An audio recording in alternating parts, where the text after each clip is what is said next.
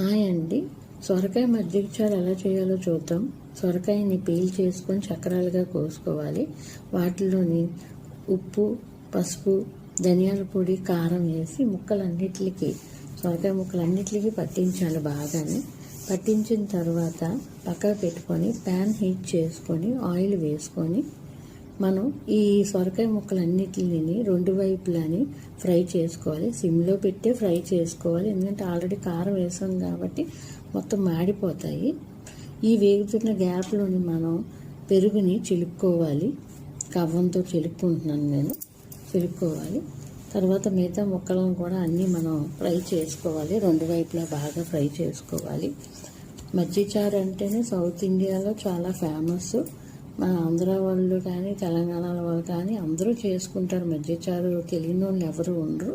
దీంట్లో వెరైటీస్ కూడా చేసుకుంటూ ఉంటారు. అందరూని పొట్లకాయతో కానీ అరటికాయతో కానీ అన్నిటితో చేసుకుంటారు. ఇప్పుడు మనం అవి వేగిపోయిన తర్వాత ఒక విడిగా వేరే ప్యాన్ పెట్టుకొని వెల్లుల్లిపాయలు, పచ్చిమిరపకాయలు, ఉల్లిపాయ కొంచెం వేసి వేయించుకోవాలి. అందులో కొంచెం ఉప్పు, పసుపు వేసుకోవాలి. ఆల్రెడీ మనం సొరకాయ ముక్కలు వేసుకున్నాం కాబట్టి ఇందులో కొంచెం వేసుకోవాలి. కరివేపాకు వేసుకోవాలి. వేసుకున్న తర్వాత ఈ సొరకాయ ముక్కలు వేయించిన ఆయిల్ ఉంది కదా, అది కూడా ఇందులో వేసుకోవాలి. అందుకే మనం స్టార్టింగ్ తక్కువ ఆయిల్ వేసుకున్నాం. తర్వాత స్టవ్ ఆఫ్ చేసేసి ఈ చిలుక్కున్న పెరుగుని వేసేసేయాలి. వేసేసిన తర్వాత ఈ సొరకాయ ముక్కలు కూడా ఫ్రై అయినవి ఇందులో వేసేసి మనం కొత్తిమీరతో గార్నిష్ చేసుకుంటే చాలా బాగుంటుంది. కమ్మగా కూడా ఉంటుంది. మీరు ట్రై చేయండి.